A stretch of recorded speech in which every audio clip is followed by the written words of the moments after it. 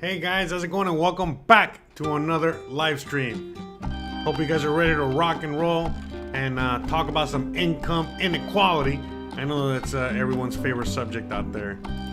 Well, I know it's not, but still, we're going to be talking about that today, and hopefully you guys are ready to, have some fun today, as we usually do out here on the channel. No matter what we're talking about, whether it's a serious subject or not, we still try to, have fun while we learn together, educate each other together, and so on and so forth. So, shout out to everyone out there waiting. Welcome to the show, and welcome to everyone else out there that's about to join us in a little bit, or will join us later on at some point when they watch this show. But anywho's, hope everybody is doing all right out there. All right, let's turn this music down here. We got a little music playing in the background. Hopefully it's not too overpowering or too loud. Just wanted to have a little something to have there. But anyways, guys, welcome back. Welcome, Ray. Welcome, Ultra. Welcome, everyone else out there. Man, it's hot today. It is very hot and very humid. We're just working outside, and I got the AC on, but I don't have my fans on, which usually help, with the air circulation. But when I'm recording, I got to turn the fans off so that way you guys can hear me without too much interference out there. But I gotta wait for for me to cool down a bit. But anyways, guys, so today's video, the reason I wanted to talk about this today is because, this is something that a lot of people in one shape, form, or another like to bring up, like to talk about in the comment section, and so on and so forth, because again, I'm sure you guys have noticed, by watching my videos or reading through the comment section of my videos, or maybe even other videos of, similar type of content YouTubers out there that make, videos about living in Mexico and so on and so forth, that, a lot of people comment about this stuff in the comment section down there. Everyone has their 2 cents. And a lot of it revolves around the whole gentrification kind of situation, which again, it just baffles me as to how people are not so, more self-aware of the situation as to not only what gentrification is, but the fact that it's not unique to Mexico. Okay, it's happening everywhere, basically, most places. And again, this video is not necessarily about gentrification. It's more about, just talking about the differences, in a sense, as, what does income inequality look like here? What is it, what's the difference between income inequality, the life, the quality of life here, as opposed to, like, let's say U.S., Canada, wherever you guys are at watching this from. Because, again, there's a lot of income inequality as well, in the U.S. and Canada, or wherever you're from. But again, most people in the audience, most people that are, out here watching this, whether right now, live, or later on in the future, one thing for sure that everybody knows and has in common is the fact that, there's a lot of people from the Americas, most people from the U.S. or Canada. But with that said, there's a lot of income inequality in our own home countries as well, because, you guys see it all the time, especially if you're in the U.S., or, major cities in Canada as well, where you're walking down the street and you see, all the people living on the street in the USA, or living on the street in Canada, in major cities. And again, we're not discussing politics or anything like that, meaning, there's many reasons as to why a lot of people are living on the street, living in their car, and so on and so forth. A lot of it has to do with income inequality. And so why is it that even in Mexico, which, believe it or not, has one of the highest, income inequalities in the world, again, not the highest, but one of the highest, why is it that in Mexico, most people that are very poor or extremely poor can live a higher quality of life than someone that's very poor in the USA? Again, I understand completely that there's big differences, meaning, how to say it, like how the very poor live in Mexico, for example, and how the very poor live in the USA. And that's what we're going to be talking about today. Okay, that's one of the things that a lot of people they just don't understand. Even though a lot of times it's right in your face, people don't take the time to really look into these things. So this is why I do these shows and I talk about these things because, well, you guys take the time to watch me and I discuss these things, and at least I put it to light, or at least make you think about it. And if you choose to, you go on ahead and do more research or whatever. But at least you have another perspective on what's really going on. And, I talk about it all the time. In fact, one of my last videos that I did was talking about, me being almost homeless. And that was basically the wake-up call I needed to leave the USA and move to Mexico. And just as I was published, as I published that video, especially on Facebook, Facebook is a cesspool of horribleness, okay? Even though Facebook is very, very helpful and useful, and basically if you're living in Mexico, you need to use Facebook, but that's another story for another day. But especially in like expat groups, and again, I'm not singling out expats or Americans or Canadians. A lot of times Mexicans are the ones that leave these backward ass, comments. But basically, again, I had a lot of people reach out to me, Americans and Canadians. They were basically saying, "Oh, don't be encouraging, people that are homeless or living on the street to move to Mexico." And to me, it's like, what do you mean? Why not? You know what I mean? Like, first of all, that's not what I was doing. That was not the episode. Literally, the title of that video was, homeless. Stay in the USA and become homeless, or move to Mexico for better whatever. And people, again, they read the same headline, but everyone interprets things very differently. And a lot of people just, again, the first thing that pops to mind is like, oh, you're telling homeless people to move to Mexico. No, I'm not. First of all, anyone, okay, that is living off of the government, okay, and choosing not to work and choosing not to do anything to contribute to society, to contribute to their betterment, their own personal growth, personal betterment, personal, again, trying to lift themselves out of poverty or whatever, they're not going to survive out here. They're just not. The only people that are going to survive in Mexico are those that can, again, as the old saying goes, what is it? Pull up their bootstraps, lift themselves up from their bootstraps or whatever it is and get to work, make it happen. And this is the reality of it. And because, again, I get, especially more and more these days, I get a lot of people reaching out to me and they ask me, "Hey, Jose, so when I move to Mexico, how do I apply for benefits?" It's like, what do you mean? What benefits? It's like, oh, the Mexican benefits. There are no Mexican benefits. The only benefit is that they allow your bum ass into the country. All right, nobody has benefits here. Nobody can suck from the government teat. All right, or teats. All right. I'll give you some teats to suck on, anyways. But the point is that at the end of the day, Lambo has something you can. Hey, I'm a male. I'm a man horse. What do you mean? Yeah, exactly. Anyways, look, the point I'm making is that Mexico doesn't function that way, and so a lot of people, they come from countries like, let's say, Venezuela, or other, communist socialist countries in which the government subsidizes their day-to-day, like, again, USA, even Canada. Well, a lot of them, they want to come to Mexico, and, for many of them, they cannot collect their benefits in Mexico because, again, if you're getting U.S. benefits, you have to be in the USA for the most part. So a lot of people are like, well, okay, I'm going to lose my benefits if I move to Mexico, so what am I going to do? I don't want to work and I can't go to work. So how can I get my, Mexican benefits? And it's like, no, there are no Mexican benefits.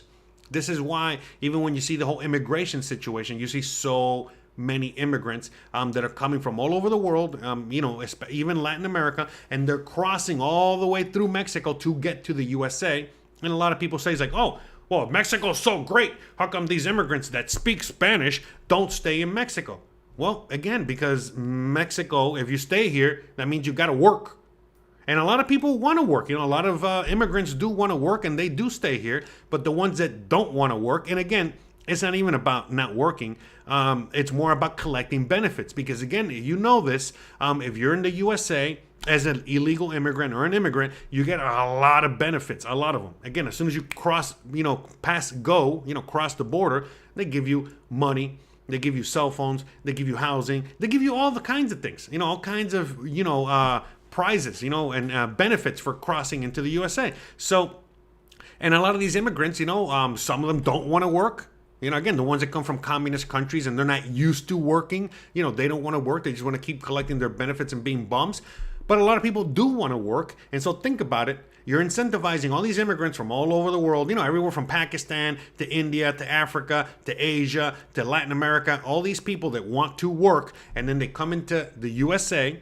Okay. And not only are they looking for work, but now you're giving them all this extra benefit. So again, look, I know this very well because I'm from Miami, and Miami's all immigrants. And again, you don't even have to be an immigrant to tap into some of these things. But look, what I'm saying is that you can collect benefits and still work under the table. So even if you're a U.S. citizen, if you can find yourself a job, okay, that's, working under the table, well, obviously, you can get paid cash and you can still collect benefits. So imagine as an immigrant, you're coming into the USA, you're probably not going to find any legal work anyway, so you have to work under the table. And so not only are you working under the table and collecting that cash, but then you're also collecting all these benefits from the government.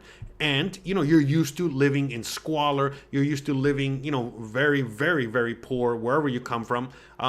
Or even if you're not poor, let's say you're an Indian doctor, whatever, that as you're coming to the USA, you're going to have to sacrifice a lot in order to get that American dream or whatever it is.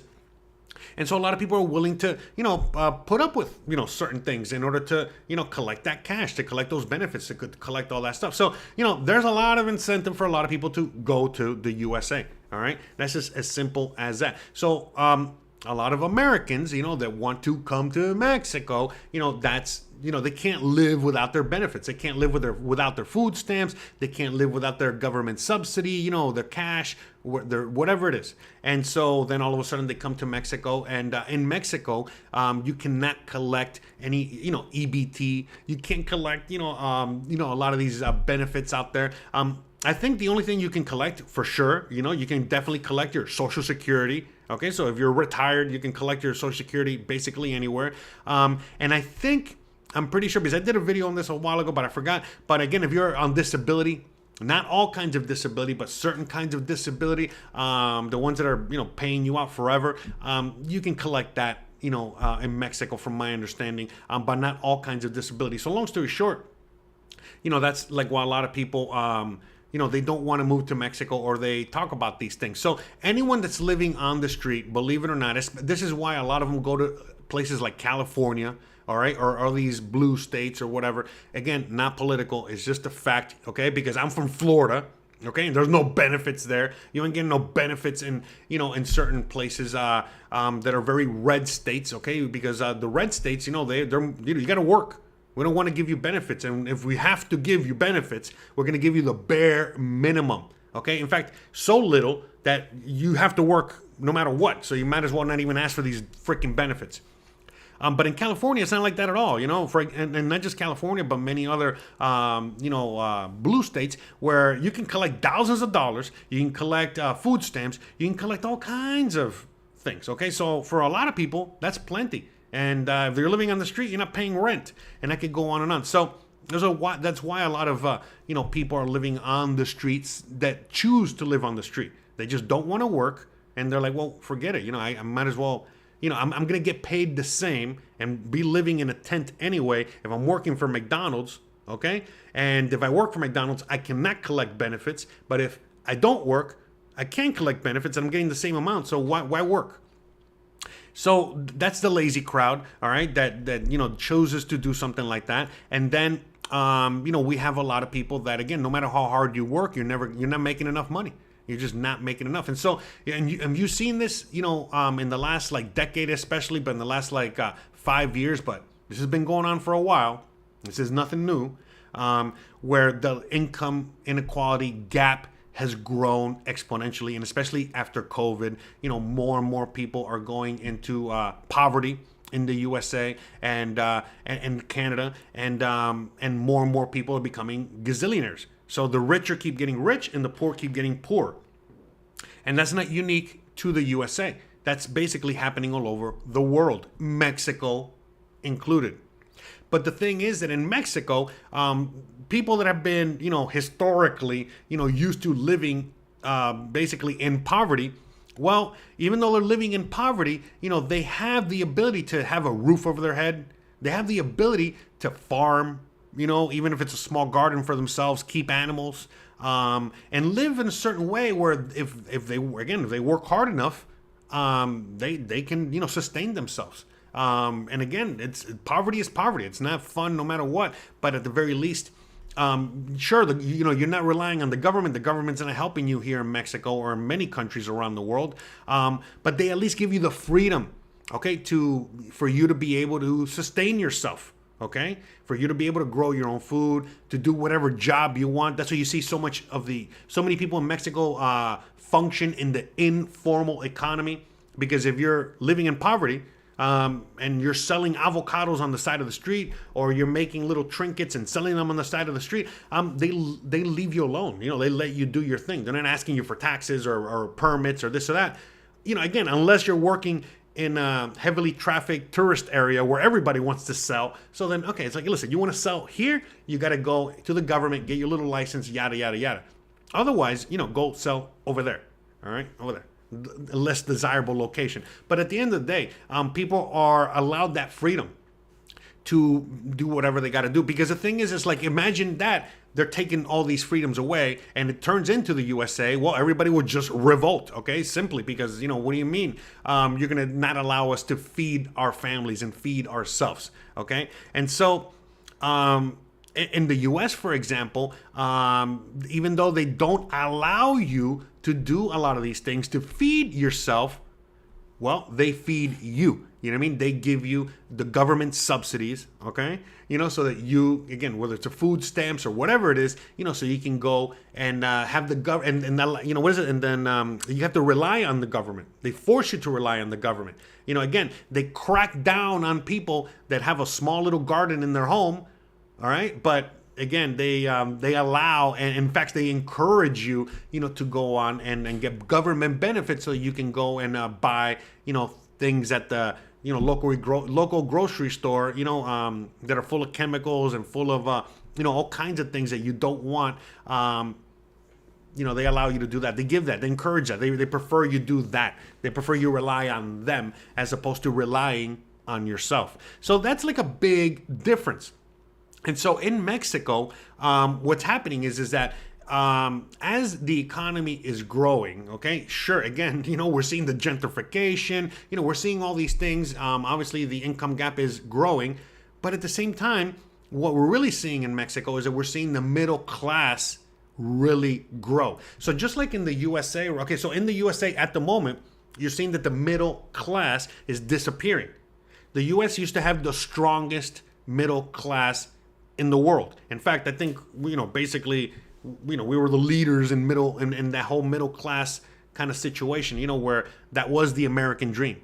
Okay. But that's why the American dream is almost non-existent these days, because that middle class is basically disappearing. And so you're either ultra wealthy, which is a tiny, tiny group of people, or now you're going into poverty. And even if you're making $100,000 a year, for a lot of people, they're paycheck to paycheck. So, call it what you want, whether you want to call it poverty or not, but it's you're dependent on the system. You're dependent on the system, the government, the corporation, all these other things, where in Mexico it's not like that at all. Again, even if you're living, extremely in poverty, dirt poor, whatever, and, you lose your job at the McDonald's or, or at the local 7-Eleven or whatever, the OXXO or whatever, you can tell your boss to go, stick it where it don't shine, and you can just literally start your own little store, your own little business, your own little whatever, and most likely earn at least the same amount of money, but you'll have that freedom.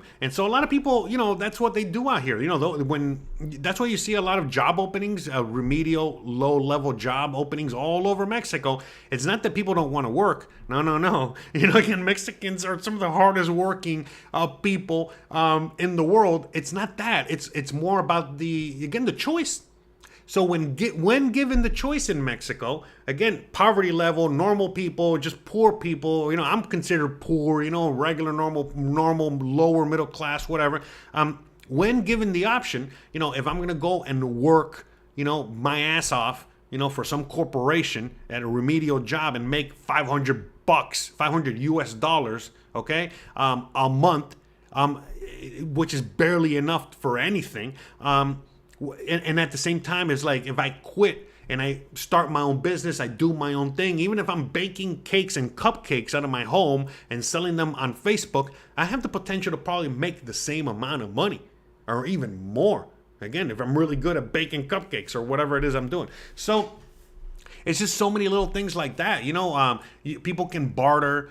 People can, have their own garden, grow whatever, sell those things. For example, I can grow mangoes and I can sell mangoes out of the front of my house. I don't need a special license or permit or anything. In the USA, you can't even give food away to the homeless, okay? Because it's a crime, all right? So imagine anything else, all right?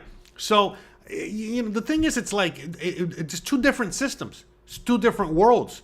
And this is the things that I'm always talking about with the freedom. A lot of people are like, well, what do you mean, man? What do you mean that Mexico's more free? The USA is the land of the free. We got all the freedom in the world. No, you don't. No, you don't. You don't got the freedom to say whatever you want. You don't have the freedom to grow whatever you want. You don't have the freedom to sell whatever you want or start whatever business you want. You don't have the freedom to even put up a shelf in your house, all right, without your neighbor finding out, because if he finds out, he's going to report you, to the city council, and then before you know it, you're going to have some inspectors come in and they're going to shut down your whole room because you put up a shelf without a permit.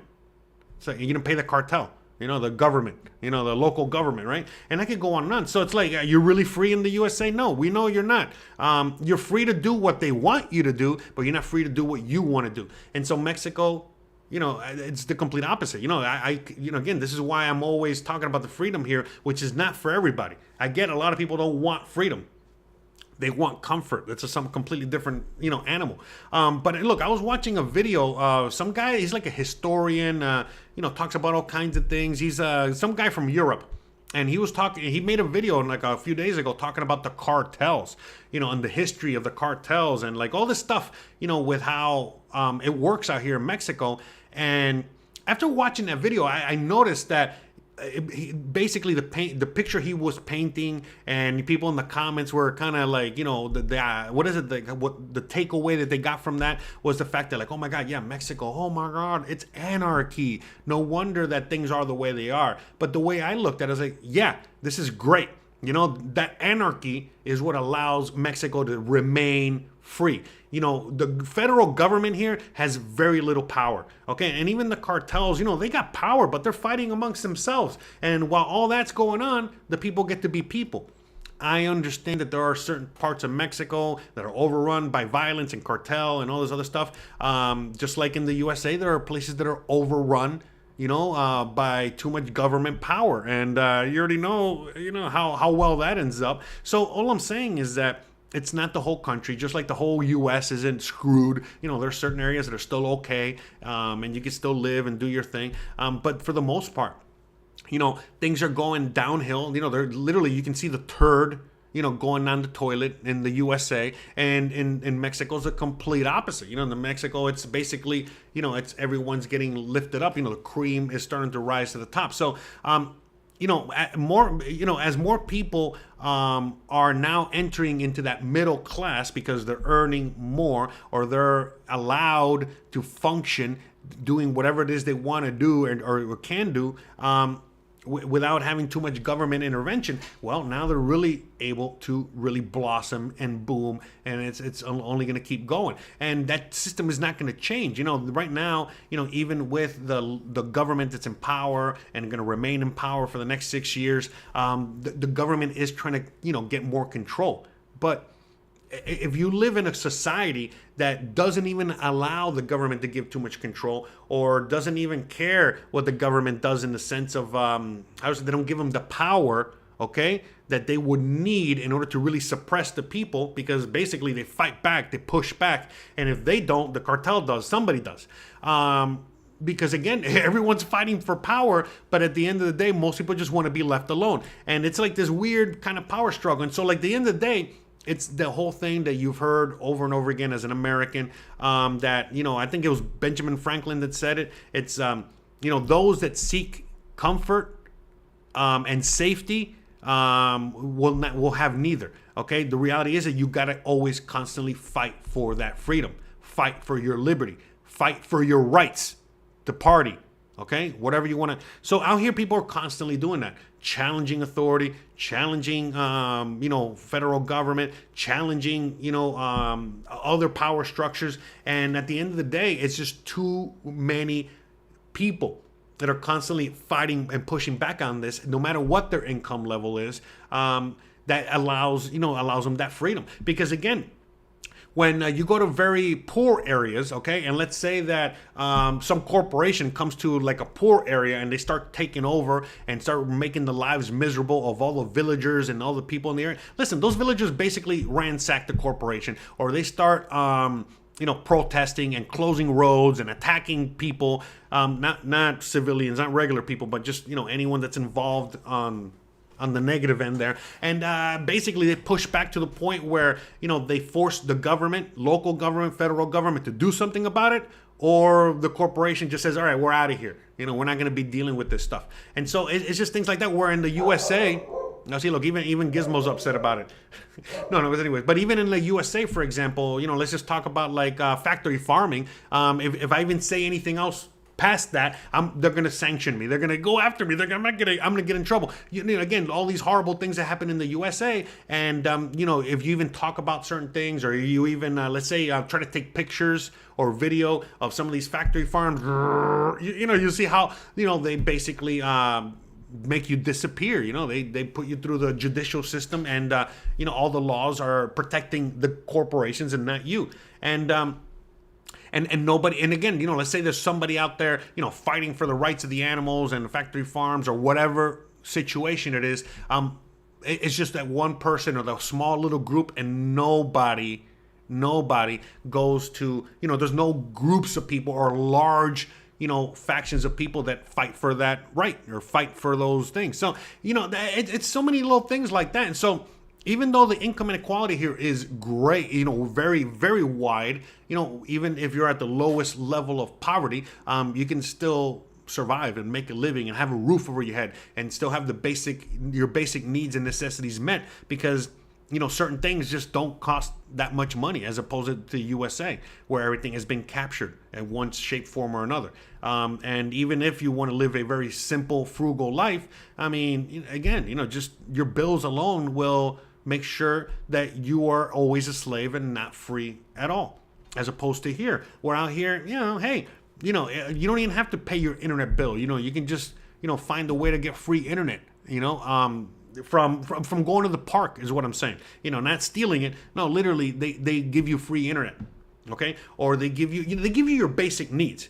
So again, if you are very, very, very poor, yeah, they're not going to really, by the way, even though there are homeless in Mexico, there are people that live on the street in Mexico, and so on and so forth, you cannot compare to how much more it is in the USA.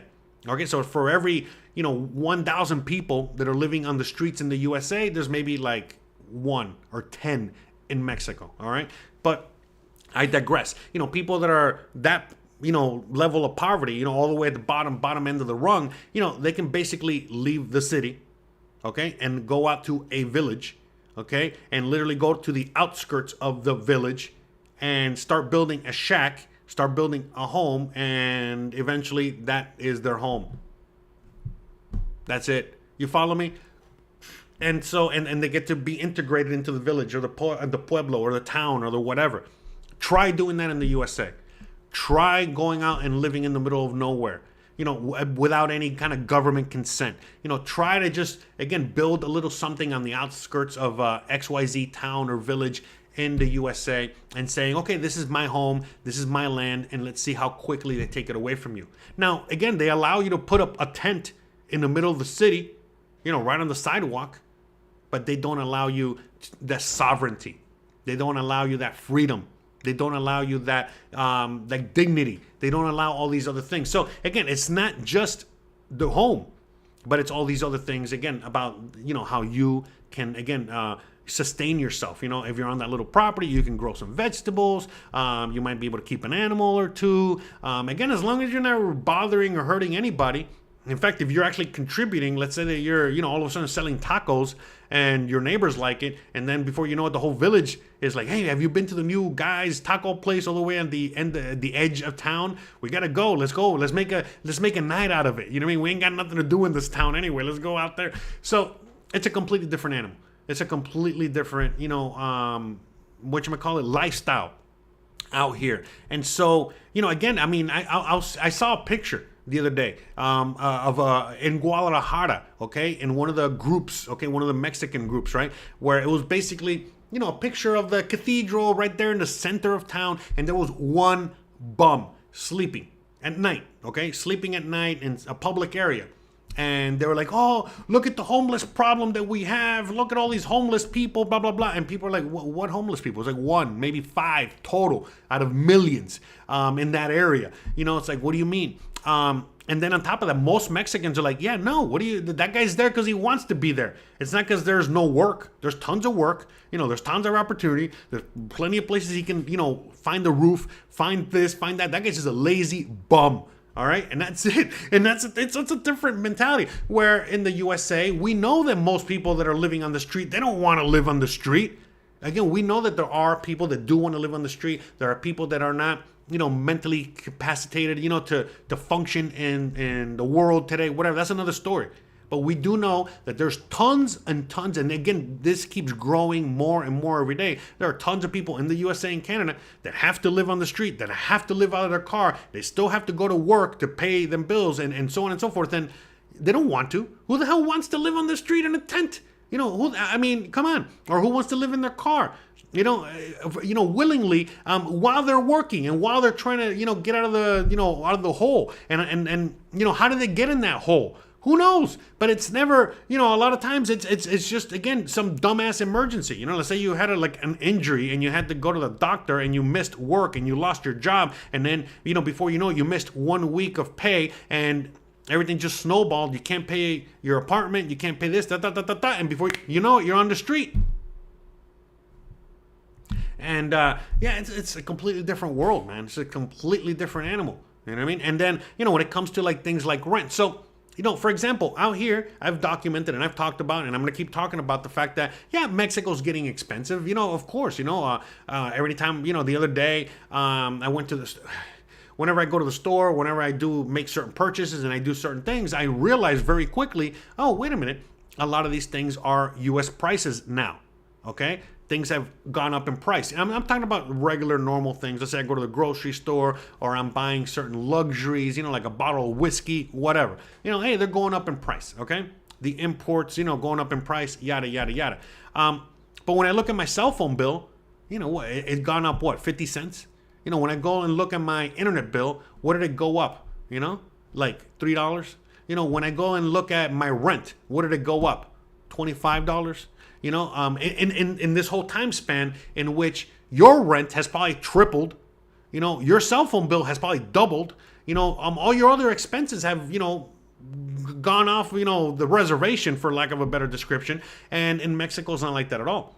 And so, more people, the average person out here is feeling inflation as well. And things are difficult as well for the typical Mexican, but they have a lot more opportunity to make more money as more and more people are making more money. They're spending more money. A lot of people are leaving their countries, like, U.S., Canada, other countries around the world. They're coming here. Now they're, helping, again, even supplement the economy even more, and so on and so forth. So that's why when you really, really ask a real typical Mexican, okay? Someone that, for the most part, they might be considered living in poverty or lower middle class. You ask them, hey, what do you think about all these foreigners bringing, this gentrification out here? Most of them are like, yeah, we love it. We love it because they're bringing in money. And not just they're bringing in money, but now I can go to Starbucks. Okay. And, I can now, even sell my own Starbucks, okay, to these people. And this is great. This is wonderful. Okay. Again, not everybody. I know a lot of people, a lot of Mexicans don't like gentrification. But when you really go deep, okay, you don't got to go that deep. Okay, again, let's say on Facebook, some Mexicans, are leaving, some of these anti-gentrification, whatchamacallit, like comments. But when you look at their profile, you're like, oh, well, yeah, you're a rich kid. Oh, well, yeah, you're, ultra left. Okay, I'm sorry. Again, I don't want to get into, but you have a certain ideology. You want to live in utopia and you want communism. And you want so a lot of these people that are saying gentrification is bad. They don't even know what they're talking about. Again, it's all these talking points. Okay, it's like, bro, you are a rich kid. Okay.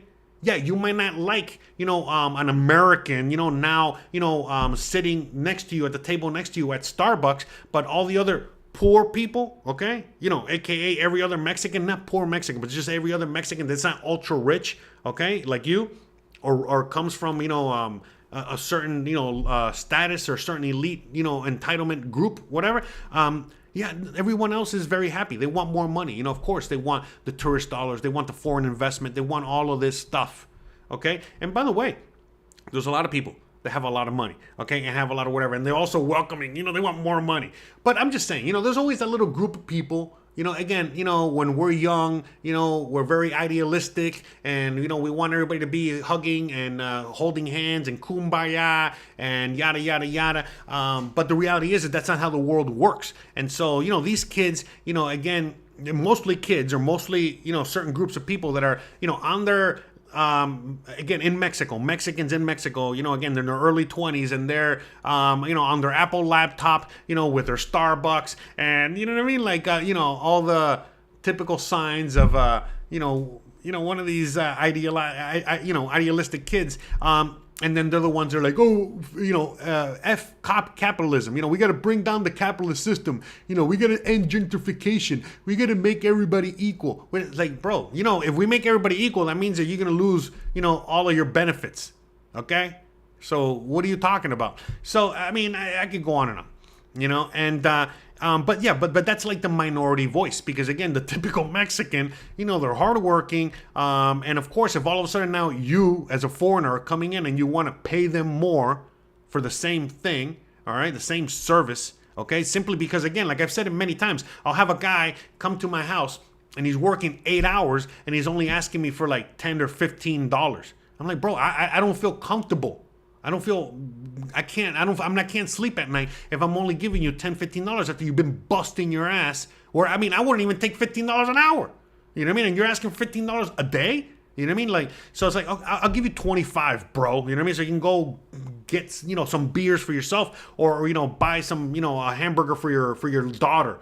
I don't know, whatever. So these people, obviously, they're like, well, yeah, these guys are, paying us more, paying us a living wage, okay? And they treat us very nice. They treat us very nice. The again, I've said this before, Mexican's worst enemy is another Mexican. So most Mexicans, they have a choice to work, for someone like us, or work for a rich elitist Mexican. They're going to choose us all day, every day without even thinking about it. Because the rich elitist Mexican, they're going to treat the poor Mexican like crap. And we're not. You know what I mean? Most of us were not. And so I can go on and on, So the reality is that, the income inequality situation here, it's kind of like, yeah, like, there are more poverty people, that is growing a little bit, but not really. What's really, really, really growing in Mexico is the middle class. Okay, the middle class. And yeah, the ultra rich are getting ultra richer. And the people that are in the top 1% of Mexico, that is growing, but so is the middle class. And poverty is decreasing, but not as much as, many people would like to. But again, that's another conversation for another day. As opposed to in the USA, where basically, and even Canada, where basically that middle class is non-existent anymore. It's basically, you're either ultra rich, or now you're going into poverty each and every day. We all know plenty of people. You guys might be some of those people that make, maybe $100,000 a year. Okay, and you have a certain lifestyle and you have a certain way that you want to live your life, and you feel you've earned certain things, and hey, you work very hard for this money, so you want XYZ luxuries. And as each day passes, you're realizing you cannot afford some of these luxuries anymore, and now your government is telling you, hey man, you have to we're all in this together, okay, and you have to cut back on some of your expenses, and you're gonna have to figure out a way, to make this work, and yada yada yada. While they are, again, the ultra rich are getting richer and richer and richer, and so they're telling you that you have to, again, eat bugs, or you have to spend less money, or whatever it is they're telling you to do, while they get to do whatever they want. And so the wealth gap is really, really growing in our own countries, in our own countries of origin, more than out here. Out here is actually getting smaller. Okay. Now I'm not going to say, I can't say, because this is not the truth, that poverty is totally disappearing in Mexico, because it's not.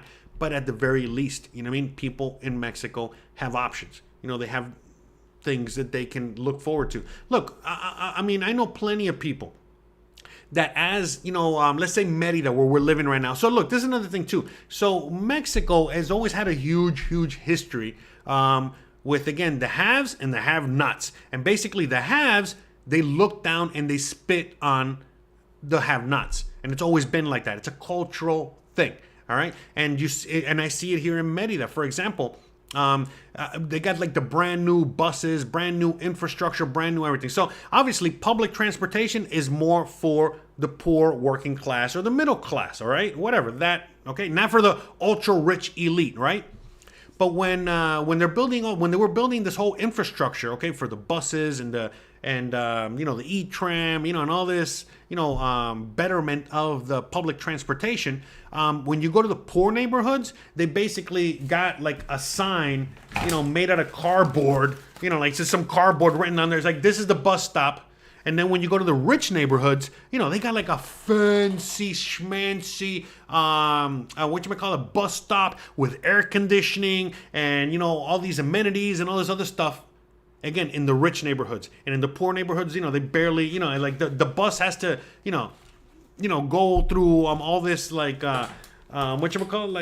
terrain, just to get to the people. And so, you get to see it there. You get to see it in many places. So what I was saying is that in some places, where the ultra poor, or the ones living in very poverty level type of thing, and now all of a sudden, like, they're being affected by gentrification or this or that. Some of them want to take advantage of this and they want to make money. It's like, all right, great. Now it's coming to my neighborhood. Now I can sell, lattes and frappes, out of my little corner store here in the hood. Some people welcome it, but others don't. And others want to keep living that simple life. So what do? Well, now they're being forced out of their homes. Again, gentrification. But they could just move to another part where they can continue living that same life. All right? In peace and harmony. All right? Where they don't have to, be plugged into that system. All right? They don't have to, if they don't want to work and they just want to live obviously everybody works, but meaning if they don't want to work for a corporation and live that American lifestyle, yada, yada, yada, whatever, they can just go to that little pueblo, some other village, and then just, restart there. Basically, okay, we got a little home here. We got a little garden. I'm going to sell little tacos. I'm going to sell some whatever. Okay, I'm going to bring my plumbing services out here, whatever it is. But they get to kind of continue living that life somewhere else. All right. And now these areas that were very undesirable for a long time, well, now they are, again, being rebuilt, redone, and now many people want to move to a lot of these areas. And I could go on and on. It's the gentrification thing is like a double-edged sword, but a lot of people, they choose to not, define it correctly. And we see gentrification even happening in the USA. It happens everywhere, not unique to here. But at the end of the day, the income inequality here, like I was saying, the middle class is growing. And for the longest time, it was, so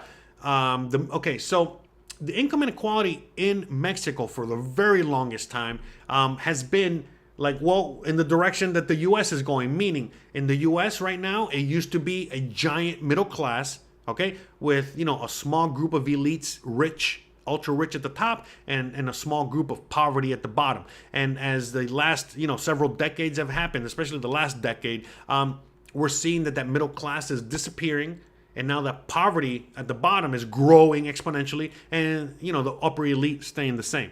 But in Mexico, for the longest time, for forever, it's always been a small little group of elites at the top, and then a large group of ultra poverty poor at the bottom, and a small tiny group of middle class in the middle.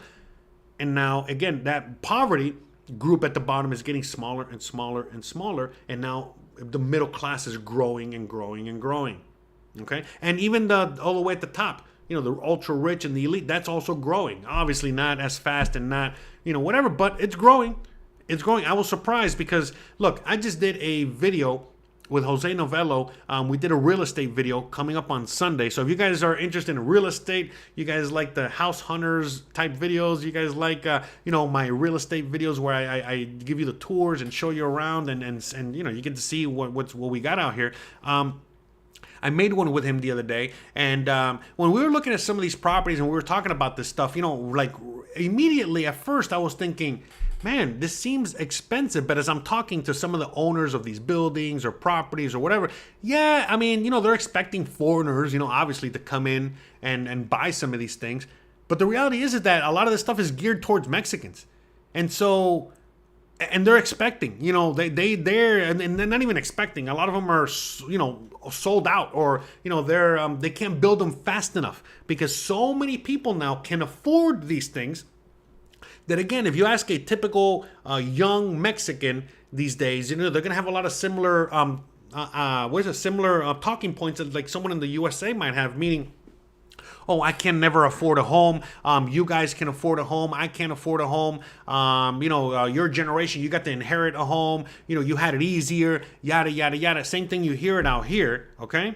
But with that said, out here, if it's not, you're seeing more and more people actually being able to afford a home, or they have the ability now to, at the very least, get into these homes, okay? Homes, condos, apartments, whatever it is. And so, the whole thing is growing, okay? And like I said, they can't build fast enough. They don't have enough workers, okay, to fill these jobs, because again, a lot of people work for themselves. They start their own business. They're entrepreneurs. They get to, obviously now they get to really make unlimited amount of money, as opposed to if you're working a job, you're limited to how much you can make, and they can afford, to purchase these homes. You know what I mean? These homes that, most people want. Most Mexicans don't want to live in a house like I live. Most Mexicans want to live in a very nice, fancy home like most Americans live in, okay? And, well, now they can afford it, okay? Or at least they get closer to that goal, as opposed to where, just a few decades ago, that was non-existent. And so, again, things are totally changing out here. And, I see someone, look, I'm going to read some comments in a second. But I see someone saying, social credit score. That's another thing, too. There's no really, credit score, social credit score. Yes, there's credit. I myself am building credit.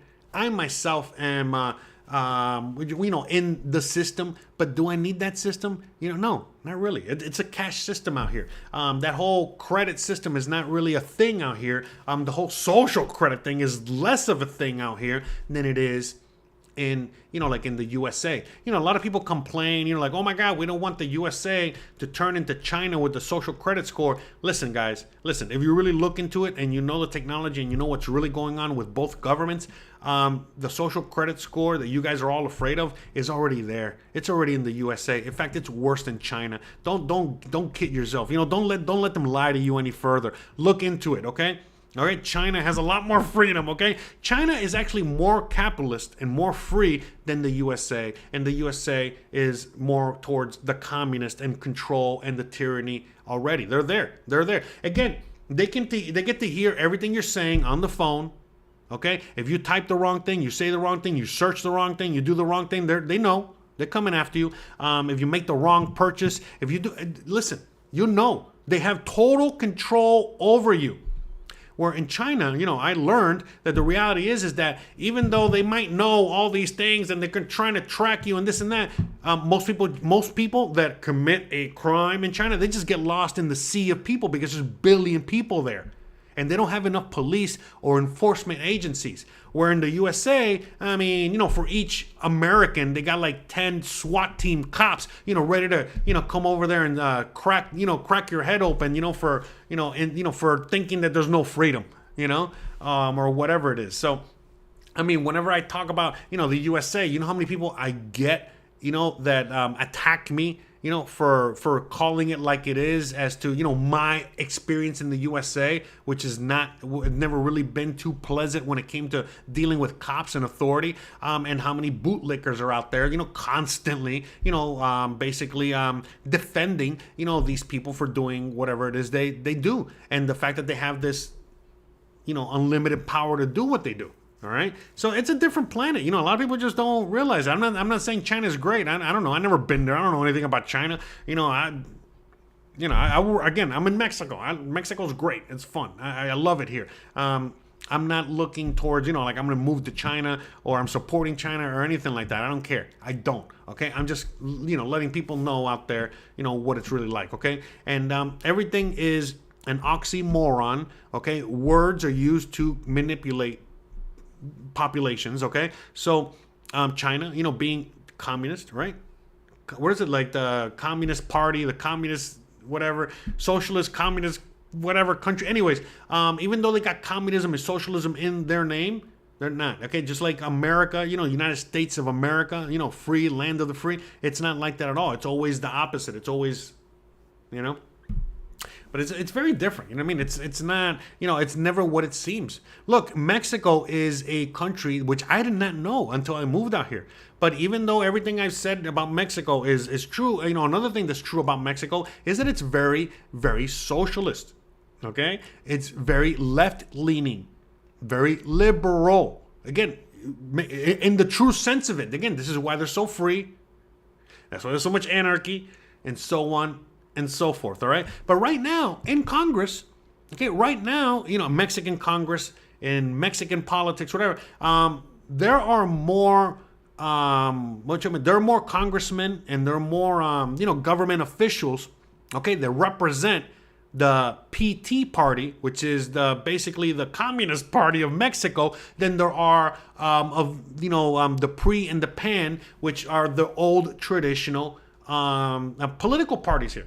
So the political parties here in Mexico, they were always dominant, were the pre and the pan. Basically, the Republicans and the Democrat. And in recent years, and especially after this election, those guys are basically almost non-existent, where they're thinking that by next election, they might not even exist at all.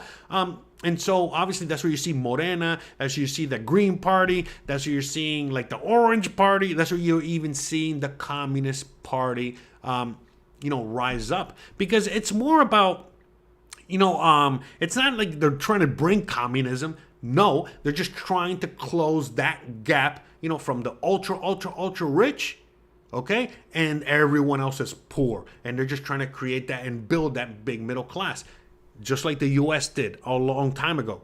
Again, the golden age, remember our golden era for the USA, the last 100 years, the 1900s. A lot of it was led by socialism and social programs and yada, yada, again. Why do I don't understand how people don't understand these things. Again, Social Security and all the other, social programs that were put in place. All right. And, that built a ginormous middle class, because, again, there was a giant gap between the wealthy and the poor in the USA at one time. Okay? Again, anyone remember the Great Depression? I mean, come on, guys. Read a book, for anyone out there. But anyways, but after, the Great Depression, after World War II, again, a lot of people don't even know this either, but before World War II, okay, a lot of Americans, were socialist, communist, again, and so they, again, we've gone, completely 360 with all that. So again, there's a lot of things that a lot of people just don't know, and a lot of people, kind of need to kind of educate themselves a little bit more so they know what's going on. Again, it's more for your benefit, okay, for you to educate yourself and know what's going on so that you know what to expect in the future, or at least plan ahead, so that way you're not, caught in the middle. All right, like a lot of people are these days. All right. But yeah, no, it's a lot of people don't know. Most people don't know a lot of things, and but anyways, I mean, me included, I don't know anything. What do I know? I'm just a guy with a fake talking horse here, right? Don't listen to me. All right, so let me read some comments here. All right, I'm glad you guys are enjoying. Shout out to everyone out there in the chat, and shout out to everyone out there. If you have any questions or any comments, let me know. Go on ahead and pop it in the chat. Yeah, so a lot of people, that's another thing too. A lot of people, obviously, you're really seeing, communism and that tyranny and all this other stuff coming from, coming to Canada, coming to the USA, or it's already there. And a lot of people, now they see the new president of Mexico. They hear what I'm talking about, the communism, the socialism, whatever, and they don't understand everything completely. They don't understand, how everything is backwards out here as opposed to over there, and just, how everything really works. And so therefore, a lot of people are like, oh, I'm not moving to Mexico now because, they're socialists. It's like, bro, they've always been socialists, They've always been left-leaning. They've always been, free people, liberal people, but they're always fighting for their right. And they're not here, it's not the typical, it's not what liberal is today in the USA and Canada. Those are bad words these days for many people in the USA and Canada. And so, yeah, I mean, a lot of things are just different out here. At the end of the day, it's like, for the first time now, the government is actually doing something, for the benefit of the people here. And again, that's a double-edged sword. We know this, okay? But, out here, the socialism, okay, that's really going on is like what socialism was 100 years ago in the USA or Canada. Completely different than what it is today. All right, and liberalism and all that other stuff. So, yes. Anyways, glad you guys are enjoying the content. Shout out to everyone out there. Thank you so much. By the way, I want to give a big shout out to all my members, all my patrons, every single one of you guys out there that help support the show. Whether you're hitting the like button, whether you're subscribing, whether you're sharing these videos with friends or enemies or whatever. Again, you're leaving, a few bucks, you help support the show in, whatever way you do. Shout out to you. Thank you very much. And by the way, I'm going to do a quick shameless plug real quick before we, continue, before we go into the chat and see what you guys have to say. Again, remember, if you like this kind of content and you're enjoying these videos and you enjoy, these talks that I have, about things in Mexico, but you want to hear me talk about other things, please go to my channel. Okay, my other channel, Jose Unleashed. Every Thursday, we go live on this channel, and then we go live on the other channel. And the other channel is comedy, all right? Even though there's still people out there that take it too seriously, take the things that I have to say way too seriously. It's all comedy, all right? If you're not laughing, you're crying. And I would rather be laughing at, clown world that we're living in. So with that said, in today's video, we're going to be talking about how to prepare for the upcoming U.S. elections. The top 50 things you need to survive, all right? So if you guys are interested in that, you guys want to laugh, you guys want to have some fun, you guys want to enjoy, go join me over there, okay? Because, well, you guys already know. I don't got to say much about this, this subject. You already know, and, things are just, getting crazier and crazier in each day. So we're going to avoid talking about politics, but we're going to talk about how you can prepare yourself for the elections. It doesn't matter who you're going to vote for, okay? So it doesn't really matter at all right? So, yeah, you know what I mean? So hopefully you guys will join me there. Don't forget to please go and subscribe to the channel if you haven't already. Please, again, if you want to help me out and you really like the show and you have no idea how you can help me or contribute to the show, do me a favor. Just go over there and subscribe, all right? And if you are so inclined, maybe watch the live stream or watch one of the previous live streams where I cover all kinds of topics, and hopefully you'll get entertained and leave a like or whatever. Okay, so just thank you all. I appreciate you all. Thank you so much for that. Okay, so let's dive into the chat real quick. All right, see what you guys have to say out there. Here, let me put a little relaxing music in the background. Here, you guys can look at something else there besides my fat face. Hola, Kathleen. Welcome. Nice avocado you got there. Yeah, so like the whole idea of like so Vox Populus says all the concepts of the right and the left, they don't really translate in current times in Mexico. Well, the reality is like the best way to look at it is that it's the opposite. Okay, the left and the right. Okay, so like everything that's going on with the left in the USA and Canada, that's what's going on here with the right. All right, and everything that's going on in the US and Canada with the right, okay, is what's happening here with the left. Okay, so Julie says, why does Morena have a lot of power? Because the people have given them that power. All right, it's as simple as that. So just like the same as the U.S. right now, you know, and why in Canada, you know, why does Trudeau have all that power? Why do the people in government in the USA have all that power? Because the people have given them that power, whether you like to admit it or not. Okay, that's the truth. The people deserve the government they have. Again, that's an old saying from somebody out there. I don't know who it is, but that's the truth. Okay, and that's what a lot of people just don't want to admit. And the only way that you can eliminate that government you don't like, okay, is that you have to eliminate that government you don't like. And what do I mean? You got to go to the voting booths, okay? You got to vote them out. You know, get out of your head with the whole ideology and my team versus your team. No, you got to vote them out, or you got to find other, you know, ways, you know, in which how to, you know, take the government back like they do in other countries around the world and do that. It's as simple as that. I mean, again, the USA invented that, okay?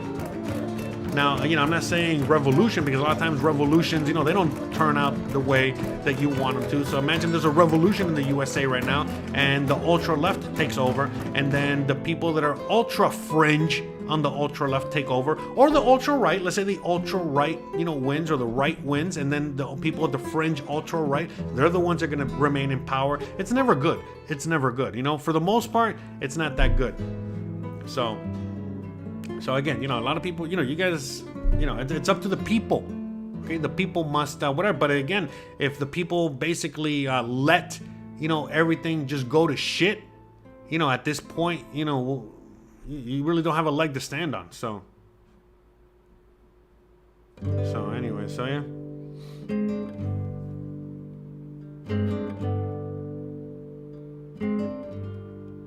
All right, let me see. Let me read some comments here.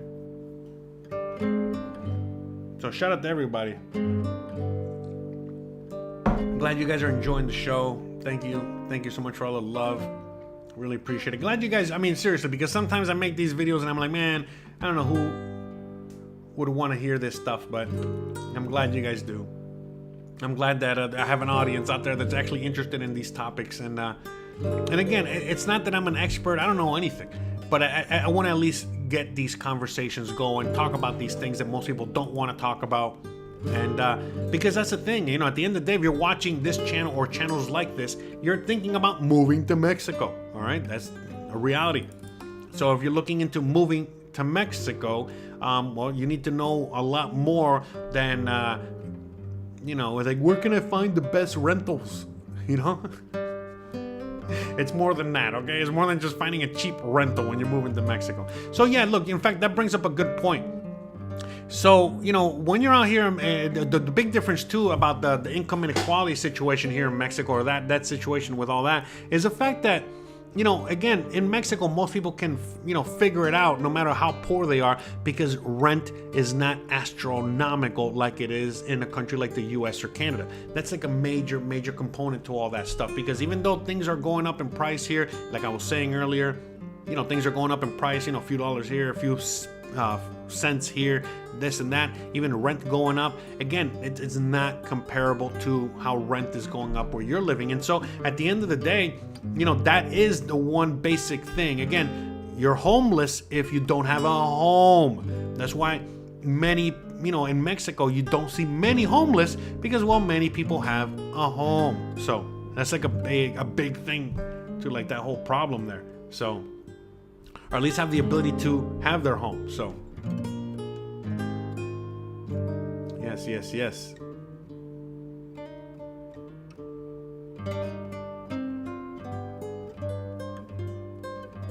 All right, I see you guys are just infighting with yourselves or talking to yourselves in the chat. So I'll leave it be. Anyways, all right. Oh, shout out to Char Williams with the shout out to Char Williams with the $5 super chat. Oh yeah. Oh, what did I do? Uh-oh, I broke something. Uh-oh. 1 second. What did I do? There we go. So shout out to Char. Muchas gracias, Char. Thank you very much.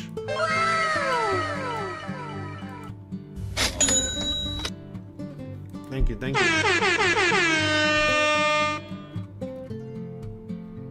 Awesome, Alex. Awesome, awesome. Yeah, one day you will be in Mexico and you'll be smoking all the blunts and drinking all the beers to your heart's content. Just keep your eye on the ball, you and everybody else, and you'll get there. MP says, Jose, following you for years. I want to get my residency. I can't seem to find Jose Novello's contact email and phone number. Yeah, just go to my website. In fact, I'm glad you brought that up. Look, for everyone else out there, for anyone out there that cannot find anything, you're like, Jose, I can't find this thing or this information or this or whatever. Listen, go to my website. It's all the free information is there on my free website. Okay, joseartiaga.com. Okay, here, I'll link it in the chat. Okay, so you guys can go over there. And I'm gonna show you exactly where everything is. So you see right there where it says all the way at the top, you see the button that I'm pushing there. It says free resources for living in Mexico. Okay, so we're gonna click there, click. Okay, and then you see, okay, how to find local rentals. You know, what you need to know before renting. 20 most asked questions about moving to Mexico. You know, a banking solution. If you need an apostille, if you need a translator. Okay, if you need to figure out how to, work remotely. I gotta add another video there, the interview I just did. Jose Novello and his email. Right there. In fact, here, let me link it for you guys. No, what? What did I do?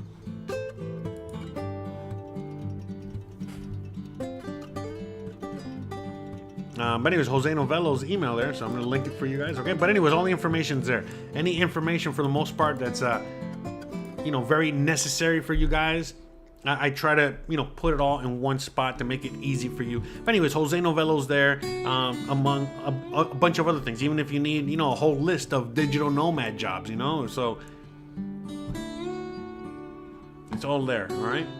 So please go to my website and make yourself familiar with the website and all the free information there. Again, not just, that's free resources for living in Mexico, but also got free resources for living in Mérida, Yucatan. So if you are interested in moving to Mérida, where I live, you can check out, again, other resources that I have here. Whether it's, so Cynthia, she's the one that helps groom Gizmo. Okay, personal assistant. That's Stephanie. If you need any kind of help, again, there's Jose, the lawyer, immigration, whatever it is. You need glasses. You need a dentist. All right, real estate. All right, we're gonna do more of that. Again, barber, whatever, all kinds of things. All my favorite spots. All right. So hopefully that helps. Oh, glad you guys enjoyed the expat entrepreneur interview. I'm glad you enjoyed that. Thank you, guys. Oh, glad you guys are enjoying all that. I already dropped the link for my website. Okay. Again, and by the way, all the links are in the description of all the videos as well. Here, let me show you. All right, so you pick a video, all right, and then you go here where it says more. All right, you see, and you get all these links. Okay, so you see, I got the link for my website. You got a link to my channel. You got a link to the Facebook group. You got all kinds of things, okay? Even a link to Christian's website, in case you want to buy some art, all right? Or whatever you want to do, all right? So.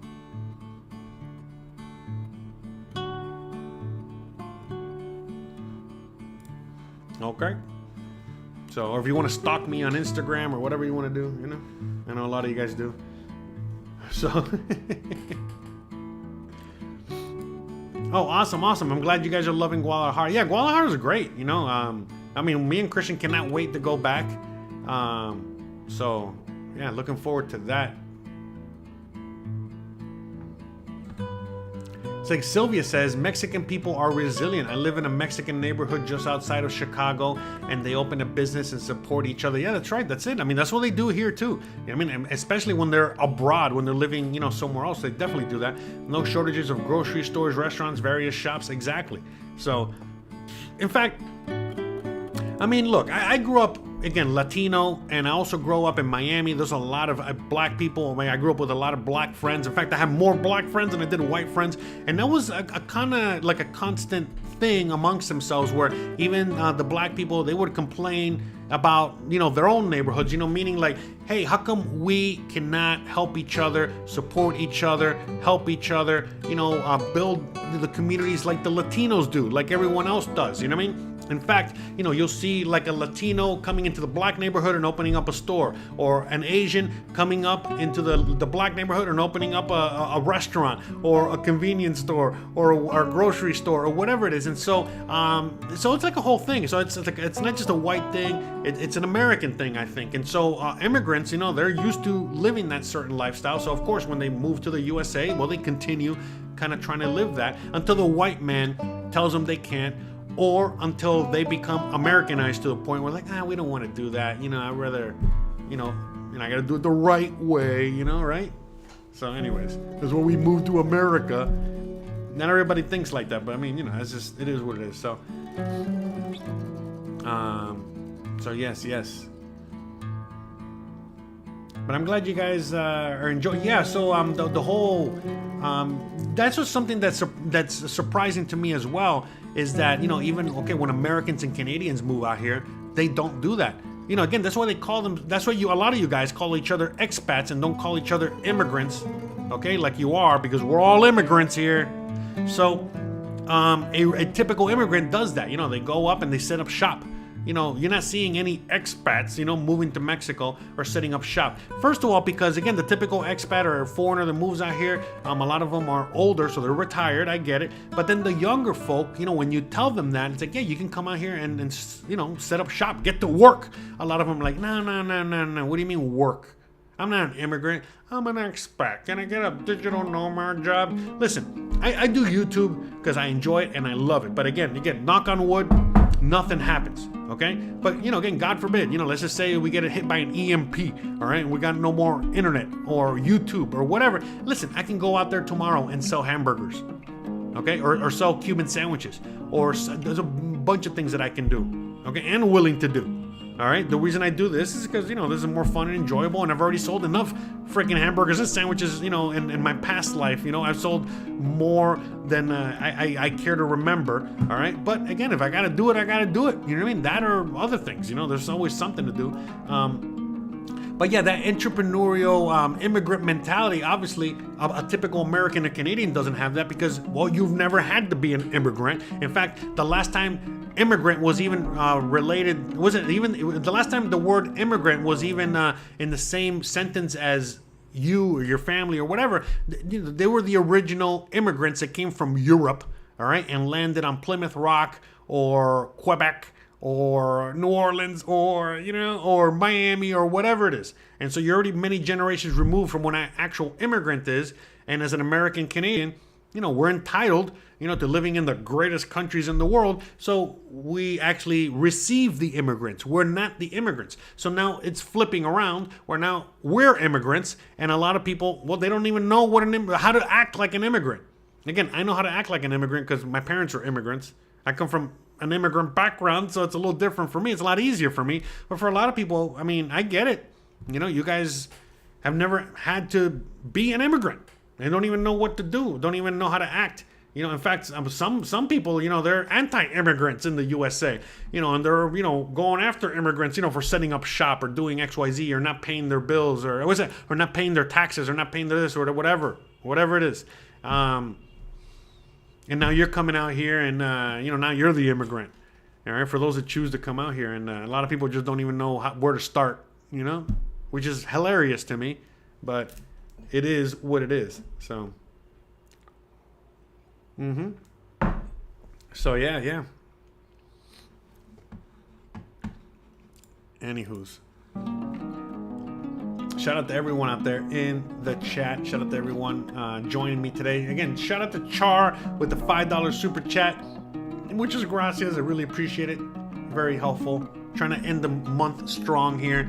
Yeah, it's been a rough summer. Okay, for many YouTube creators, for many reasons. I don't know if it's the U.S. elections or what.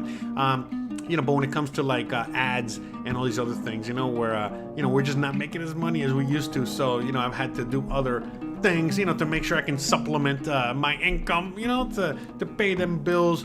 But that's the thing out here, I can be an entrepreneur, and even if I have a rough patch, which any business owner knows that can happen, where you're not making money for a few months, it's okay. You just cut back a little bit and you're good to go, and it's not really affecting life as much as if you're in the USA, where you got to close up shop and you got to go work for someone else or do something else that you don't want to do, because the gap that you have to fill because of the money you have to make for the bills that you got to pay is so great and exponential that you got to make that money one way or the other. We're out here, it's like, what? Okay, I'm making a little less, so it's like, all right, so I guess we can't, go out as much as we normally do, or, we got to eat at home a lot more than normal, or whatever it is. It's okay. It's not a big deal. We should be eating at home more often anyway, right? So instead of eating street tacos every day, all right? Not good for the gut. But that's the thing, though. Out here, you can eat street tacos all the time. That's another thing, too, I always found funny about Mexicans. Is that, and I realized, when I came out to Mexico, almost everybody has gastrointestinal problems, and it's not for the same reasons as the USA. In the USA, we got gastrointestinal problems because of all the chemicals and the hormones and all this crap in our food, okay? Or, quote unquote food, right? I use that term loosely. Out here, it's just because of what they eat. Basically, they'll have a piece of corn, and they gotta add so much stuff to it. You know what I mean? Like, all the spices and the hot sauce and the chamoy and the butter and the mayonnaise and the cheese and the this, and it's like, bro, it's just corn. Like, what do you? I mean, it's amazing. It tastes amazing, and but that's everything. Okay, so everything they make is basically, like a bomb to your stomach. Okay, so for example, in the USA, in Texas, they got like the Frito pie. You get like a bag of Fritos, and you put like some chili and cheese, and you're good to go. No. They take the Frito pie out here to another level. Where if you have a Frito pie, I don't know how these people don't go straight to the bathroom. Well, some of them they do. In fact, a lot of Mexicans, they always make fun of the fact that like. They might eat like a bomb, like a Frito pie to the next level, and then they get chorro. Chorro means like the drips, the drips. So, think about it. If you, all of a sudden you eat something and it didn't, sit well in your stomach, and you start getting the drips. We make fun of it all the time. Like, for example, let's say you need a colon cleanse. Most people go to Taco Bell. So anyways, I'm sorry. I don't mean to get into all that, but it is hilarious, to see, how many Mexicans are always complaining about, oh, my tummy hurts, like Christian, oh, my tummy hurts. But it's like, bro, do you even see what you're eating? Like the things that you're ingesting. And Christian is not even a hot sauce connoisseur. I love hot sauce, okay? But it's just all these other condiments, okay? That's another hilarious thing too, that Mexico and India are very similar on many things. Have you seen like Indian food and how people eat food in India? I'm not talking about the street food and that nastiness. I'm just talking about like, just regular normal Indian food and all the condiments and the this and that, whatever. It's very similar. I can't imagine the stomachs, of the people in India. It's like another level.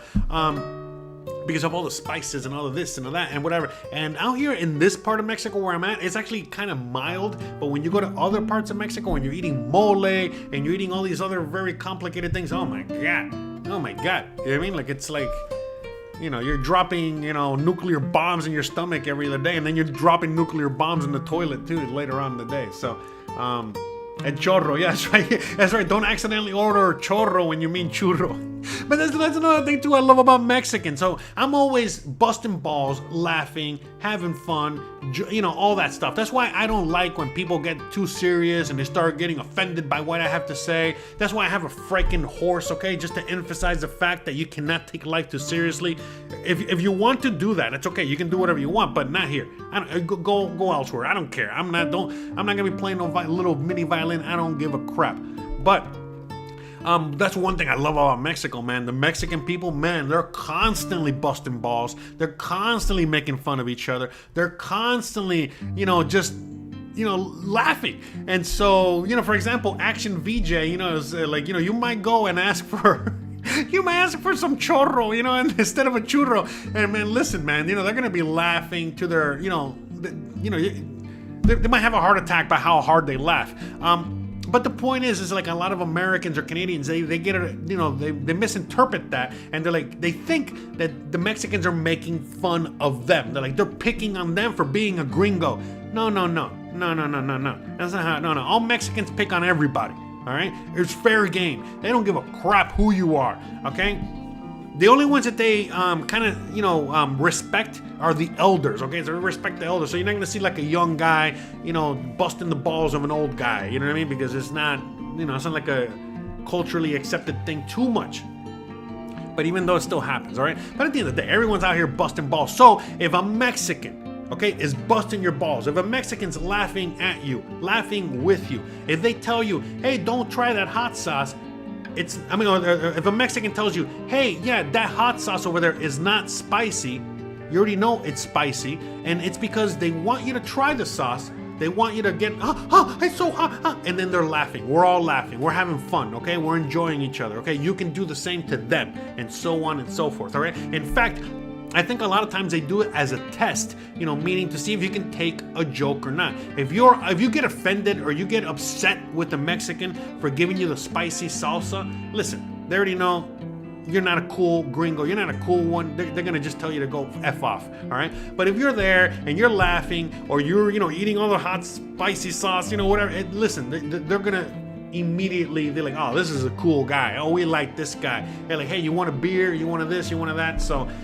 yeah, Mexicans I love Mexicans. I love it, okay? And, I'm a Cuban. Us Cubans, we also like to fuck around a lot and have fun and enjoy life and making fun of people and all this other stuff. So yeah, as a Latino, not all Latinos, there's a lot of Latinos out there that are more serious, okay? But for the most part, yeah, Mexicans are like the kings. They're like the practical jokesters. They're always making fun. They're always laughing. They're always, they want to have a good time. They want to include you. If you're in the corner by yourself and you're not really interacting, they'll go out of their way, to drag you to the dance floor so you can, dance and have some fun. It's not because they're trying to make fun of you or put you on the spot. No, it's just more like, listen, join us. You're here at the party. We're dancing. You're going to dance with us. Hey, we're having shots of tequila and drinking beer. So you better too. What are you, on antibiotics? What are you, a pussy? Whatever. But the point is, it's like, it's a different kind of peer pressure. It's more like, hey, the peer pressure to have fun. If you don't want to have fun, it's, don't be, Debbie Downer, okay? We're having a party or we're having a get together and we're having fun, okay? If you want to be Debbie Downer, great. It's your right and your prerogative to do so, but don't do it here because we're having fun here. That kind of stuff. And so if you're here and you're not feeling well, we're going to do everything possible to make you feel good, okay? We know that dancing, drinking, laughing, all those things will make you feel better, okay? You broke up with your girlfriend? Well, you know what? Forget that. You know what I mean? It's okay. We're gonna laugh about it. We're gonna have some fun. We're gonna whatever. In fact, my cousin, Jolanda, she's looking for a boyfriend. Whatever. Okay? It's a different world. I love it. And again, a lot of people don't. I know a lot of Canadians and Americans will move out here and they hate these things. You know what I mean? They just don't want anything to do with any of these things. So, my advice to you is don't move to Mexico. Move somewhere else. So yeah. Anyways, Cali Trucker, shout out with the $5 super chat. Oh man, muchas gracias. Thank you very much. Thank you very much. Thank you. Wow. Thank you. All right, let me see. What did you say? All right. The Mexican peso is around 1970. Get some tacos or ice cream, brother. Thank you. Muchas gracias. I will. Actually, with the $5 that you sent me and the $5 that, who sent it to me? Right, Charles Williams sent to me. That is 200 pesos, and that is enough to get me a pound. Okay, a pound of al pastor taco meat with all the fixings, with again a big thing of beans, all the sauces, onions, the tortillas. I got flour and corn. What is it? Pineapple. All the things that come, with pastor tacos. And anyways, I get all that delivered to my house for 200 pesos. In fact, it's sometimes like 205, 210, depending on whatever delivery fee. Sometimes they'll add it, but again, $10 is 200 pesos. Okay, so thank you. You guys bought tacos for me tonight. Yeah, because Thursdays I don't have time to cook, and Christian's busy at work. She works at the art school. She's teaching the kids, so it's I hate using that word work. Work is like working at McDonald's or Subway or 7-Eleven, and you hate it. When you're doing something you love, you're doing something you love. But anyway, she's at the school teaching the kids art. The university, okay, the university, all right, and so she's out there doing her thing. So shout out there. So Thursdays are like a day that we don't cook, we don't anything, so we have to order tacos. Oh boy, you know what I mean? Like, I know, right? We gotta suffer, right? We gotta suffer and order some tacos or whatever, right? My wife doesn't have a channel. She has a website. So here's her website. Again, by the way, look. Hold on a second. Okay, so on my website, all the links are there. Even at the top, look at all the way at the top. You see where it says Christian's artwork.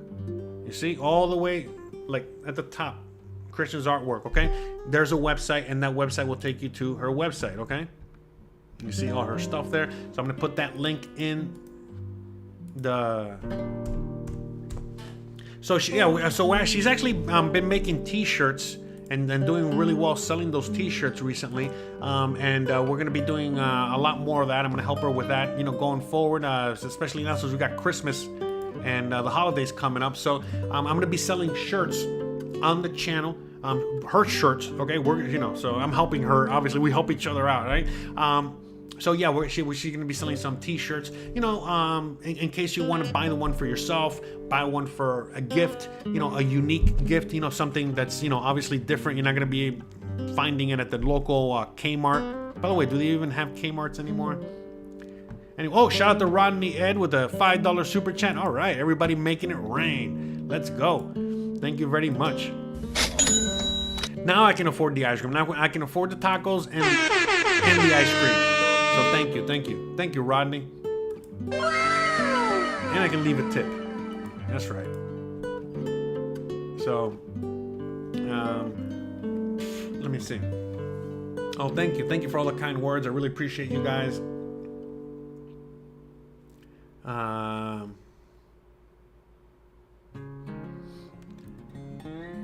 right. Let me see. Two gringos on the Gulf. Congratulations on your continued success, bro. Oh, thank you. Much appreciated. We are packing up for Oaxaca next week. Oh, awesome. Weren't you guys in Veracruz?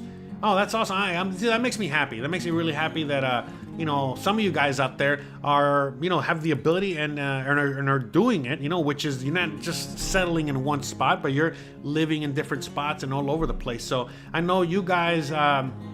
You guys were here recently. You guys were here in Progreso, Merida for a while, and then you moved out to Veracruz, right? And now you're going to Oaxaca. So you're not on the Gulf anymore, right? Now you're on the Pacific coast. That's awesome, though. But yeah, I think you guys will love Oaxaca. We love Oaxaca. I don't know if I would live in Oaxaca, but man, maybe I would. Maybe we would live in Oaxaca, but we loved it out there. The food, phenomenal. Best food. And I really like the culture there and all that other stuff. They're very, very anarchistic there. They're very rebellious. They're very anti-government there. All the things that I love. So yeah, no, Oaxaca's great. Great stuff. So Action says, you're busy recording on Thursdays. What do you do otherwise? Oh, what do I do the rest of the week? I'm making videos. I mean, the thing is, it's like a lot of people, think that, I don't know what you guys think. As to how I make a video. You think I just turn the camera on and it just records and that's it, and I upload and that's it. It's only going to take me like 15 minutes? No, it takes a long time. So like, for example, yesterday I was out with Jose Novello. We were out for like 5 hours. And we were out, touring some properties and filming them. Then I came home to edit the video. I have a very busy week this week, and I didn't have a video for this Sunday yet. And so I knew I wasn't going to be able to edit today. I know I got things to do tomorrow. I got an appointment with somebody. So I'm going to be busy. And then Saturday, I don't want to cut it that close because, again, things always pop up. We also have some friends that are visiting, and we have to meet up with them probably Friday or Saturday. So I knew I was going to be busy. So I was like, all right, I came home, I was exhausted, I took a shower, Christian made dinner, so I didn't have to worry about that. And then, I just got to editing, and I started editing. I got home like around 5, by the time I showered, unloaded the files, put it all into my editing software, and I started getting everything ready. I started maybe editing like around 6:30 at night, and I basically edited till like 12:30 at night, went to bed close to 1. I wake up at 7, so I wake up at 7 in the morning, and by 7:30 I'm out the door. Again, that kind of varies, but just to give you an estimation, I'm out the door with Gizmo, take our walk, do our thing, come back, have my little morning routine, the same as routine that most of you guys have, coffee, take a shower, blah, blah, blah, and then get ready for work. What do I do? Well, again, a lot of days, what am I doing? It's like I sit here, and I have to answer all the comments. I got to answer emails. I get tons of emails. I got to start working on ideas for my next video. I got tons of post-its and notes and information here. And then I'm working, sometimes I'll have multiple projects at the same time. And depending on my mood that day, it's like, all right, I'm going to edit this video, or I'm going to, start writing this. Because again, I've started to write recently. So some of you guys, by the way, if you haven't already, go join my Substack. Go join me on Medium. Okay, I'm on Medium. I'm on Substack. You guys can see. Okay, read my articles there. So some of the videos that I make, I'm writing articles now as well. But some people prefer to digest it that way. So I'm always working on something. I'm researching for the next video. I'm educating myself. While I'm working on something else. Let me see. I'll give you some. Where's oh, there it is. I got a bunch of videos that I got to edit still from Guadalajara. Even though I basically all the footage from Guadalajara I already used in videos. I want to upload a lot of the raw footage of just me walking around, but I got to edit all that, and I got to blah blah blah. I got to make thumbnails. You think thumbnails make themselves? You know what I mean? Those thumbnails, they take a while to make. Again, the idea behind the thumbnail. How am I gonna create it? What am I gonna create? The titles for the videos. All kinds of things. You know what I mean? It's just so much stuff. But I love what I do. So it keeps me busy all the time. And then, if I got some free time, obviously I cook. I used to be a chef. I love to cook.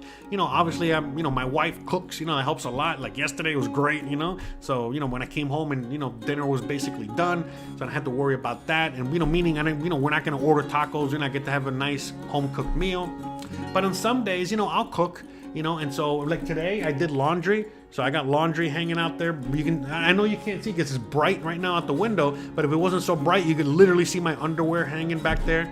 Yeah, I literally air my dirty laundry on YouTube, okay? That's who I am, okay? You guys should know by now. So, it's not dirty laundry, it's clean laundry, but still laundry nonetheless. Because again, I am...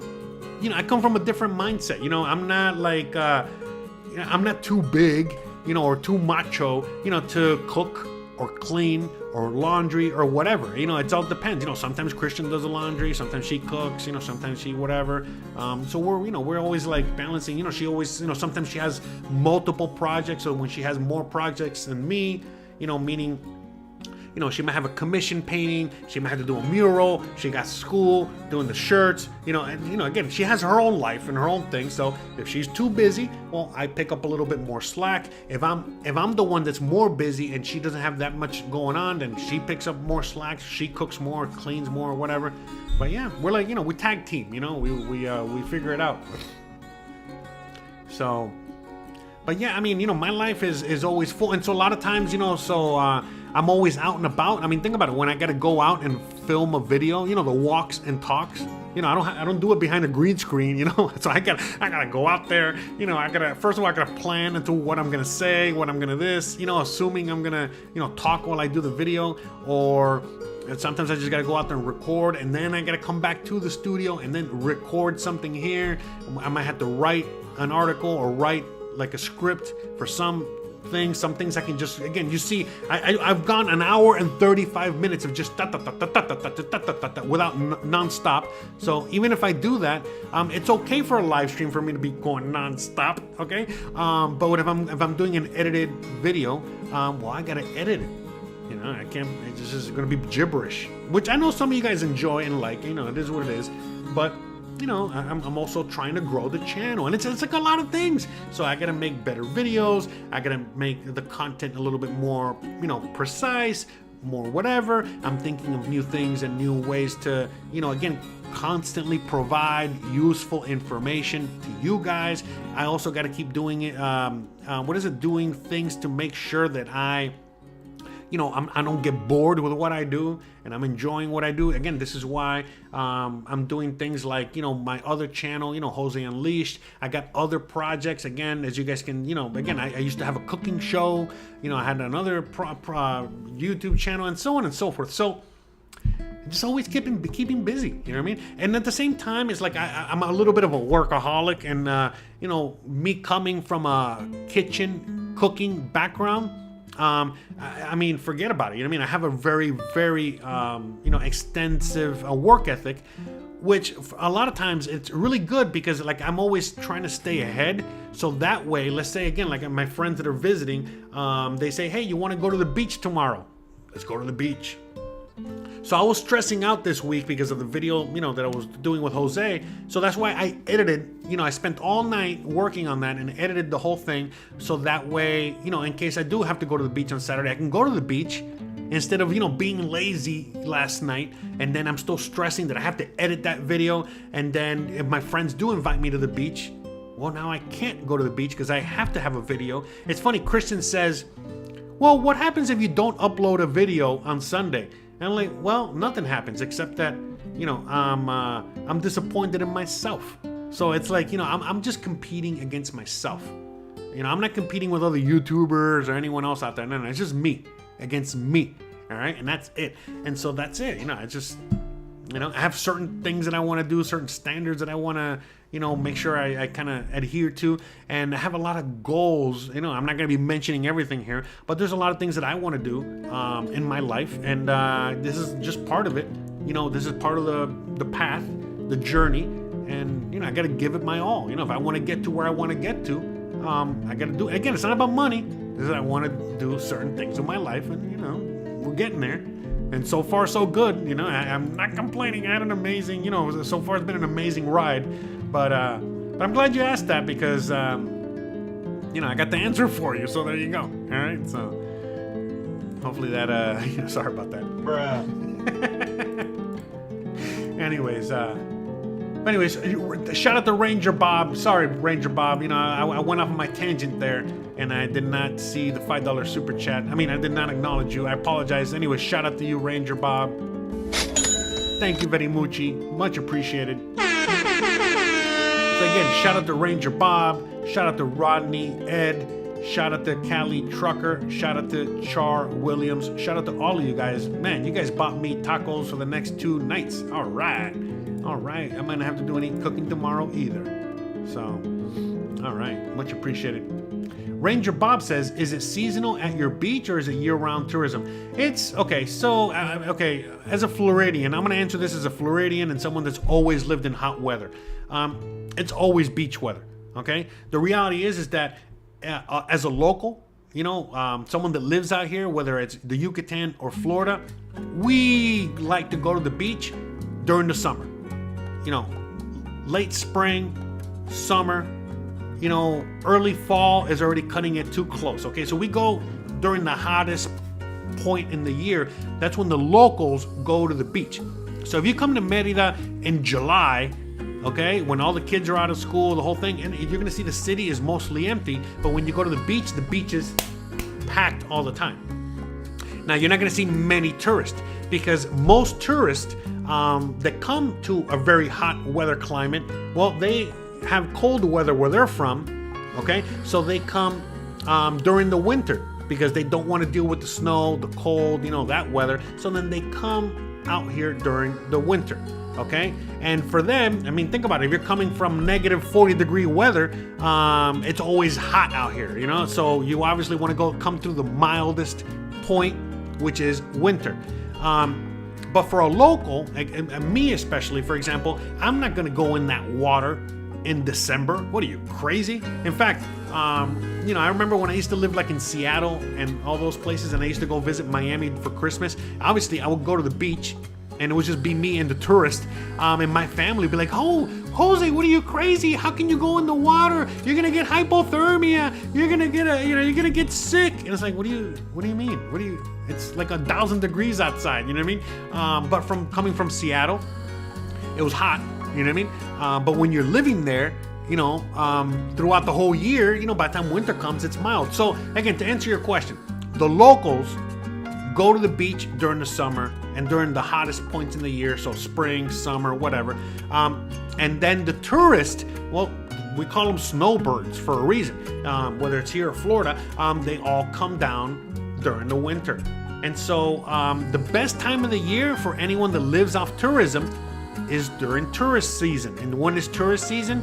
Again, as soon as fall, winter hits, that's it. Fall, winter, and then Christmas, all that stuff. So that's how it works, okay? So the colder it is for you, the more tourists we have here. The warmer it is for you, the less tourists we have here. Because again, think about it. If you're in Wisconsin or in Canada, even during the summer, it's still hot. There, obviously it's not as hot as here, but it's hot. You got a summer. So you want to enjoy the summer at the lake. You want to enjoy the summer, where you're at, where you enjoy it, so you're not going to come out here and cook yourself. All right. So that's basically, what it boils down to. Hope that makes sense. Ranger. Oh, you want to see the beach? All right. I'll show you the local beach. Go. This is shot at the local beach, I think like a year ago. So yes.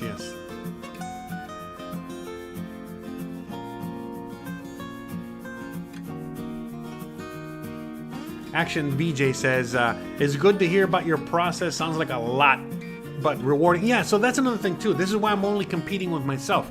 And I don't really pay much attention to the other YouTubers or other people out there, because it's like I got a completely different mentality and work ethic. Some people might say I'm obsessed, or workaholic, all these things, and that's fine. That's great. That's why I know most people cannot keep up with me, because I'm like the Energizer Bunny. I don't stop. There's a reason why I smoked weed. Again, I don't smoke as much as I used to. I used to smoke a lot more, but a lot of it had to do with that. It's just trying to slow myself down, you know what I mean? So that I can enjoy life a little bit more, all right? Because I'll go to the beach and I want to film and I want to work, and it's like my wife is like, basically forcing me to chill out and relax and, enjoy life. And so that's another reason I love Mexico, and I love my wife, and I love the life that I have, because it's like, all the things around me are forcing me, okay? One shape, form, or another. They're like, hey, relax, enjoy life. Here, have a beer, have 2 beers, have some tacos, have some corn. Let's go to the beach. Let's enjoy life. Where in the USA, it's not like that at all. In the USA, it's like if you're not working or producing, what are you doing? You're a bum. And again, it's a very work-heavy culture out here, but it's also, look, how about that? When Mexicans see my process and see everything I do, Mexicans tell me, bro, You gotta relax. And this is some of the hardest working people on the planet, and they're telling me I do too much, all right? So I don't know what else to say. But again, it's when you love what you do, it's not really work. So that's why I always encourage people to, again, and I'm sure you heard it a million times over and over again, you gotta do what you love, all right? If you do what you love, you're never gonna work a day in your life.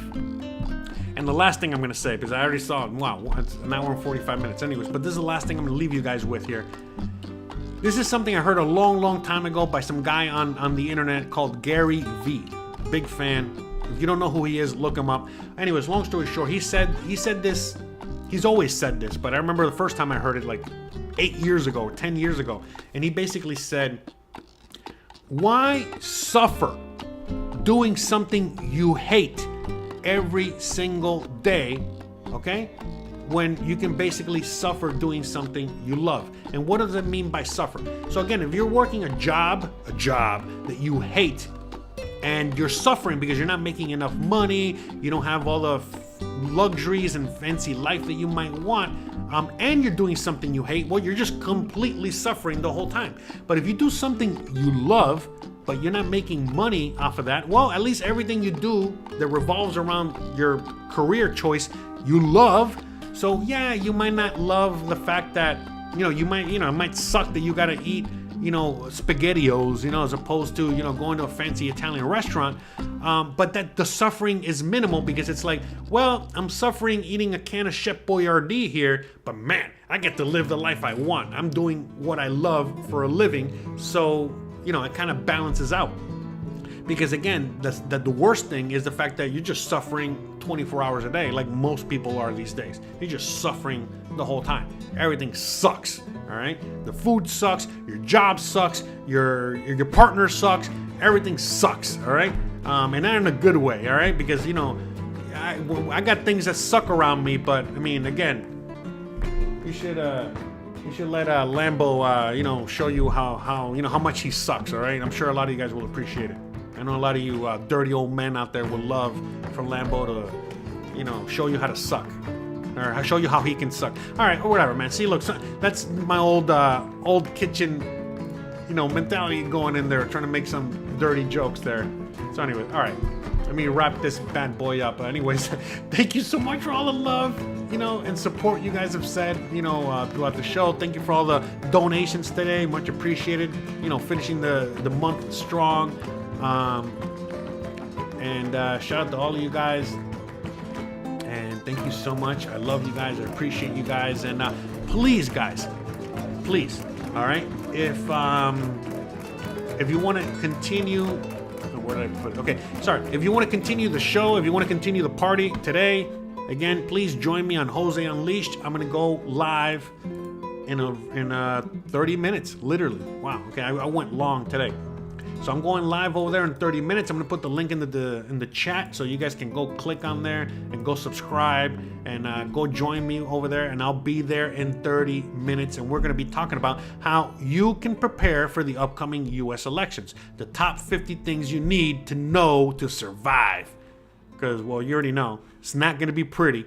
All right, and we're right around the corner. November's right around the corner. So please, if you want to laugh, you want to have some fun, you want to enjoy the rest of your afternoon, go join me over there. I'll see you guys over there momentarily. And you already know the deal, guys. If you like this kind of content, don't forget to please like, please subscribe, please share, please hit the bell icon. But more importantly than anything else, please stay awesome. Thanks again for all the donations today. Thank you to all the patrons.